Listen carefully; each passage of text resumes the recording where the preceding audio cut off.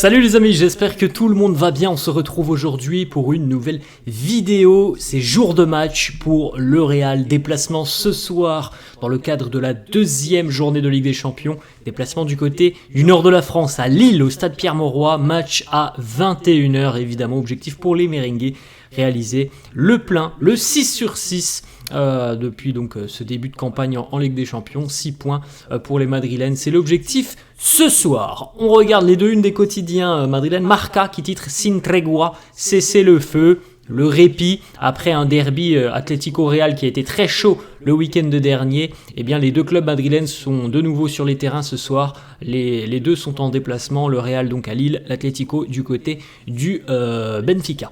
On regarde la une du quotidien AS, une consacrée aux déclarations de Diego Simeone. Donc on va pas parler des déclarations de l'entraîneur des Colchoneros. Petite information sur le Real, juste ici. Lunin entra en action. Lunin sera évidemment dans les buts ce soir puisque Thibaut est blessé. On a quelques petites photos les amis du départ hier en avion, de la séance d'entraînement hier soir tard au stade Pierre-Mauroy. Donc voilà un petit peu les Madrilènes et vous pouvez remarquer que tout le monde est très bien habillé côté madrilène lorsque l'on prend l'avion. La petite photo aussi où on retrouve Kylian Mbappé que vous voyez juste derrière Ferland Mendy, aux côtés Kylian de Jesus Valero. Le sourire pour Mbappé, on voit bien qu'il essaye de nous montrer son pouce, donc comme pour dire à tout le monde tout va bien. On va regarder d'ailleurs les petites photos de l'entraînement de la veille, voilà la discussion, enfin en tout cas le petit speech de Carlo Ancelotti avant donc le début de l'entraînement, et puis donc les petites photos voilà avec le talent. On retrouve sur cette photo Eduardo Camavinga, on regardera les compos d'équipe probables dans quelques instants. Le retour des bandages au niveau des genoux pour Cama. Mais normalement ce soir il aura des minutes. Vous voyez aussi Mbappé juste en arrière-plan. Lunin de retour donc ce soir à la compétition. Ça fait quelques mois qu'il n'a pas joué avec le Real, Andriy Lunin, depuis le retour tout simplement de Thibaut Courtois. Regardez par exemple déjà une parade hier pour le portier ukrainien du côté de Lille. Il est allé chercher un très beau ballon. Les photos évidemment de Kylian Mbappé qui était au centre des objectifs de tous les journalistes présents hier. Tout le monde essayait de déceler si Mbappé allait pouvoir être disponible et apte ce soir. Force est de constater que selon les journalistes qui étaient présents hier pour cette séance d'entraînement, tout le monde annonce que Mbappé a participé sans problème, sans gêne à la séance d'entraînement, qu'il est même resté à l'issue de la séance pour s'exercer devant le but, qu'il a participé au tir face au gardien. Donc tout porte à croire les amis que ça va pour Mbappé et qu'il y a quand même des chances qu'il soit apte et même peut-être titulaire ce soir. Une petite photo aussi, le sourire entre Mbappé et Vinicius. Et puis regardez, voilà, Cama et Hendrik aussi en arrière-plan. Petite stat d'ailleurs sur Mbappé pour son retour en France. Il n'affrontera pas son frère d'ailleurs, puisque son frère est blessé. Alors bon, je sais pas, de toute façon, je ne sais pas s'il aurait pu jouer parce qu'il ne fait pas vraiment partie des plans de Bruno Genesio depuis le début de la saison. S'il avait été disponible, je ne sais pas s'il aurait joué. En tout cas, Mbappé face à Lille, c'est tout de même un adversaire qu'il apprécie énormément. Il les a souvent affrontés avec le PSG, avec Monaco aussi un petit peu moins. Mais 14 matchs face à Lille pour Kylian Mbappé, 11 buts, 6 passes décisives. C'est l'une de ses proies favorite. On l'enchaîne les amis et on regarde directement les deux compos d'équipe probables. La compo du quotidien Marca qui nous propose donc Lunin dans les buts, Militao et Rudiger en charnière, Carvajal à droite, Mendy à gauche. Milieu de terrain composé de Bellingham, Camavinga, Arda Güler et Valverde. Et puis donc en attaque un duo composé de Vini et Mbappé. Donc on a plusieurs choix quand même que l'on peut remarquer sur cette compo de Marca. On n'a pas de Rodrigo, on n'a pas de Luka Modric qui pourtant sort d'un bon match face à l'Atlético Madrid. Donc voilà, c'est peut-être pas forcément ce qui nous permettra de remettre en confiance Luka Modric, parce que je pense qu'on aurait pu lui donner un peu de continuité au vu du match face à l'Atlético. Bon, on verra, ce n'est qu'une compo d'équipe, on ne sait pas si ça sera véritablement celle-là. La compo cette fois-ci du quotidien: As, Lunin dans les buts, Tchouaméni ou Militao en charnière selon As, Rudiger, Mendy, Carvajal, Cama, Valverde, Bellingham, Arda Güler, Vini et Rodrigo. Donc voilà quand même quelques petites hésitations entre les deux quotidiens madrilènes. Alors certains médias annoncent aussi depuis à peu près 48 heures que Fede Valverde pourrait être laissé au repos. Bon, c'est pas la tendance que l'on a pour le moment sur les deux quotidiens madrilènes. On poursuit les amis avec les déclarations d'avant-match. Carlo qui nous dit: on a besoin de tous les points, on doit respecter notre adversaire. Il est évident que sur le papier, on a une différence assez importante entre les deux équipes. Mais Lille est une équipe très surprenante. C'est une équipe par le passé qui a déjà réussi des exploits en Ligue des Champions. Je me souviens, c'est assez lointain, c'était il y a peut-être plus d'une dizaine d'années maintenant, mais il avait fait tomber Manchester United, par exemple. À l'époque, c'était le grand Manchester United. Donc c'est une équipe qui est assez surprenante, le LOSC, et dans un bon jour, elle est vraiment capable d'embêter beaucoup d'équipes. Donc évidemment, le respect de l'adversaire, c'est primordial. Une autre déclat de Carlo qui évoque évidemment la situation de Mbappé. Il nous dit: il a eu une surcharge musculaire en l'espace d'une semaine, un petit peu moins.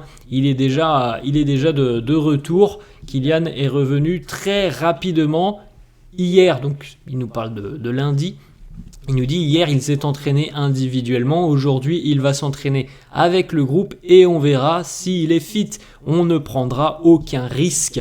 Et si il n'y a pas de risque, Mbappé démarrera la rencontre. Donc voilà quand même les déclarations. On peut, je pense, se dire que au vu de la séance d'entraînement de la veille, et ce que les médias ont sorti comme information, que Mbappé a vraisemblablement des chances de démarrer ce soir, puisque la séance d'entraînement s'est bien passée pour Mbappé hier, sans gêne. Il n'a pas été mis de côté à un certain moment, et il a même tiré devant le but à de nombreuses reprises. Donc on peut penser normalement que Mbappé aura des minutes ce soir, et même potentiellement en tant que titulaire, ce qui est quand même assez fou, puisqu'il y a une semaine on parlait d'une absence de 3 semaines.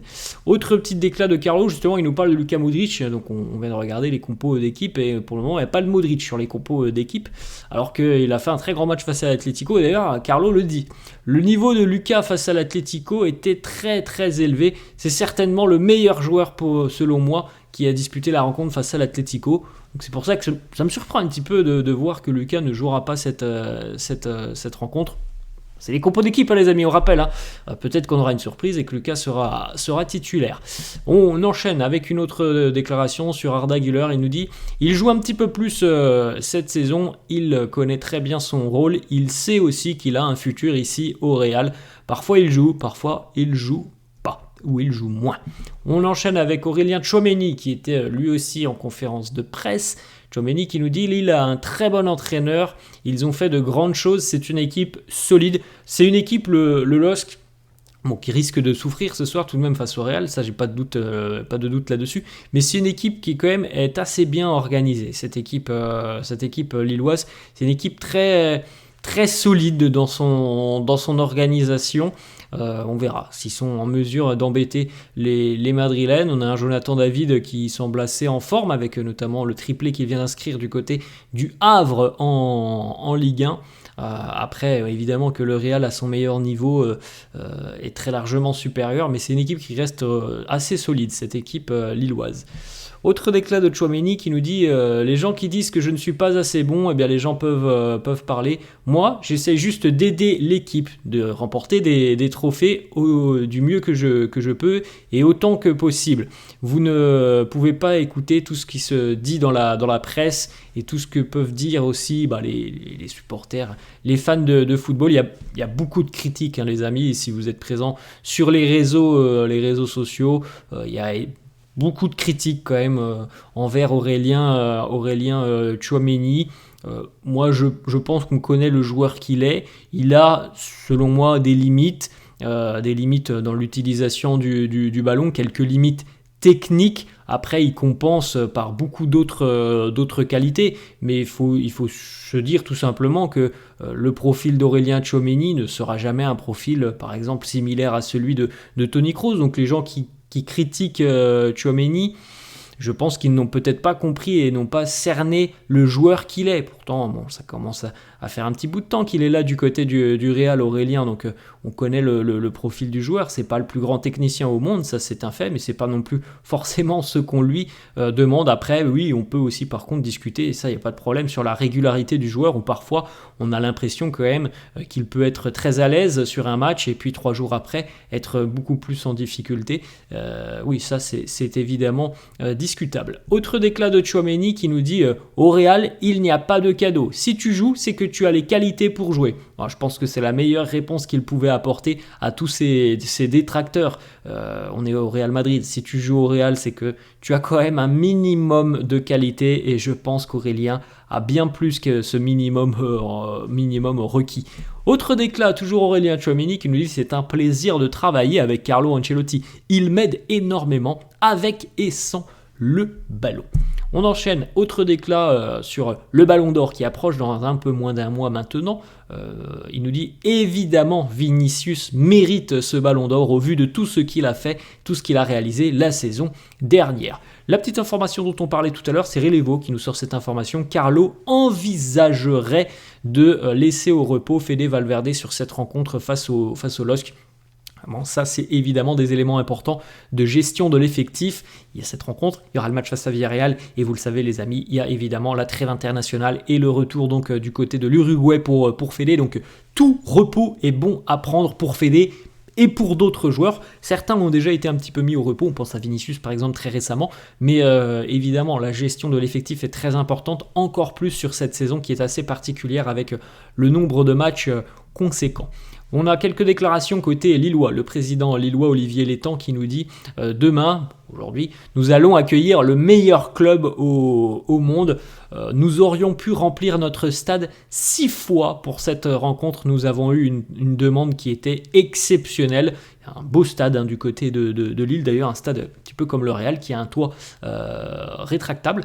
On verra si le toit sera fermé ce soir du côté de Pierre Mauroy, mais oui, évidemment, lorsque le Real se déplace, d'autant plus dans une ville et chez une équipe qui n'a pas forcément l'habitude de jouer tous les ans la Ligue des Champions. Bon, ils jouent souvent la Coupe d'Europe, les Dogs, mais ils ne sont pas toujours en Ligue des Champions. Évidemment, lorsque le Real, la plus grande équipe du monde, se déplace, il y a une demande qui est très très importante. De déclaration de l'entraîneur des Dogs, Bruno Genesio, qui nous dit: nous allons affronter la meilleure équipe au monde. Si nous sommes battus, ça sera logique, ça sera quelque chose de normal.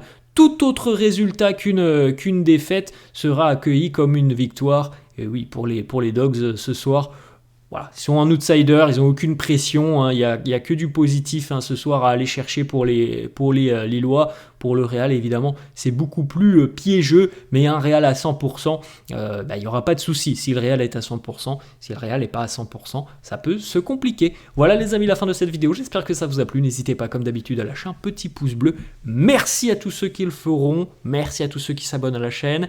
Et puis moi je vous souhaite une bonne journée, un bon match, je vous dis à la prochaine. Ciao.